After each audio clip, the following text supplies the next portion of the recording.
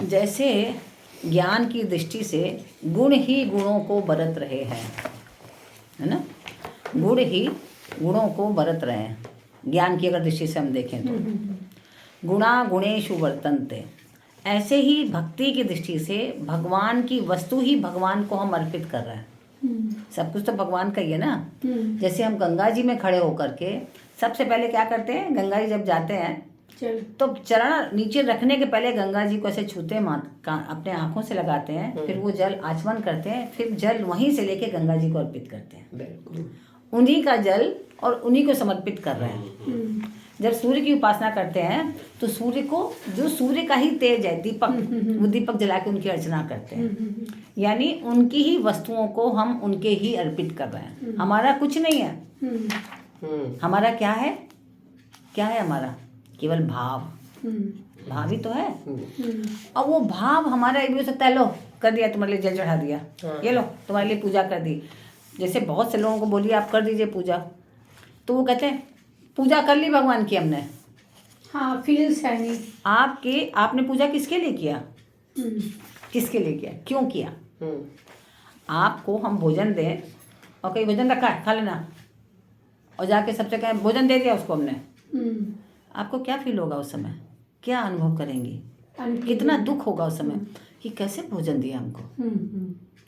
भले 56 भोग उसमें होगा, लेकिन सूखी रोटी गुड़ और केवल बस रख के आपको दे दिया जाए चटनी, खाया लीजिए खाइए। हमारे पास यही है, जो कुछ हमने आपको अर्पित किया आप इसको ग्रहण करिए। आप इतनी प्रसन्न होकर खाएंगी, इतनी प्रसन्न होकर खाएंगी। क्यों?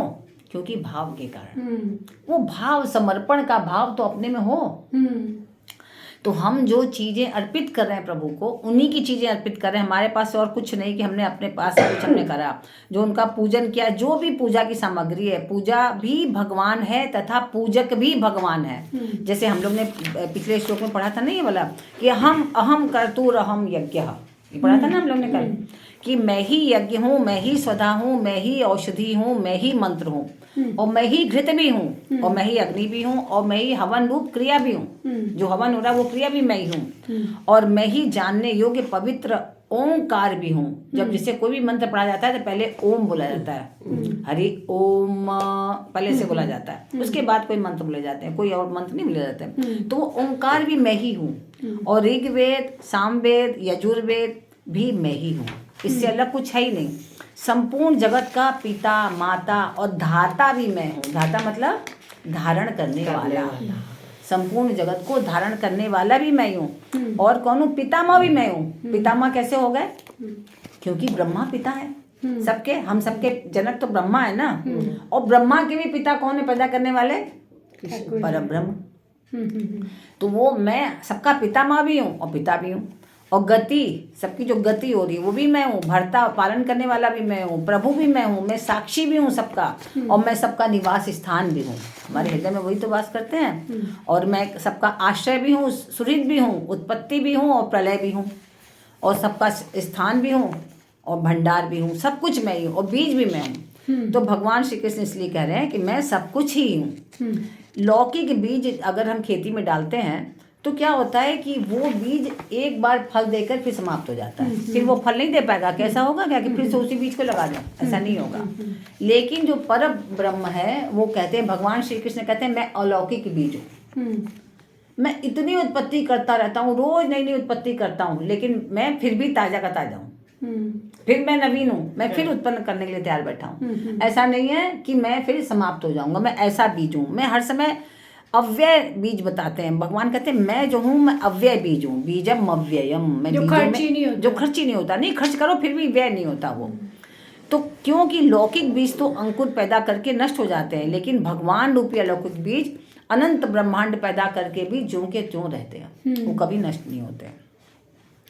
आगे 19वें श्लोक में 9वें अध्याय के भगवान श्री कृष्ण बता रहे हैं, तपाम्यहमहं वर्षं निगृह्णामि उत्सृजामि च अमृतं चैव मृत्युश्च सदसच्चाहमर्जुन। तपाम्यहमहं वर्षं, पृथ्वी पर जो कुछ अशुद्ध चीज़ें हैं, शुद्ध भी चीज़ें हैं और अशुद्ध भी चीज़ें हैं, पृथ्वी पर सब कुछ फैला हुआ है, ठीक है, जिनसे रोग पैदा होते हैं, बीच में।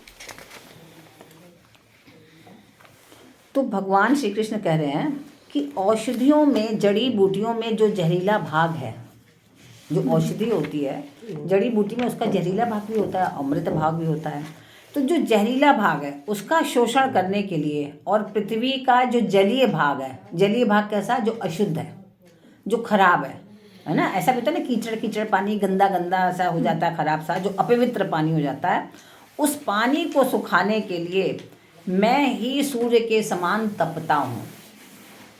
जो हमारे शरीर में रोग हो जाते हैं, उस शरीर के रोग को दूर करने के लिए ही मैं तपता हूँ। सब लोग सूर्य से छिप करके कमरे में सोए रहते हैं 9 बजे तक, तो कहाँ लाभान्वित हो रहे हैं मुझसे? इस बात को नहीं समझ रहे, जबकि भगवान तो सीधे सीधे कह रहे हैं कि मैं ही सूर्य हूँ और सबके शरीर में जो रोग हो रहा है उसको दूर करने के लिए मैं आता हूँ। जो पृथ्वी पर इतनी गंदगी है उसको सुखाने के लिए मैं आ रहा हूँ।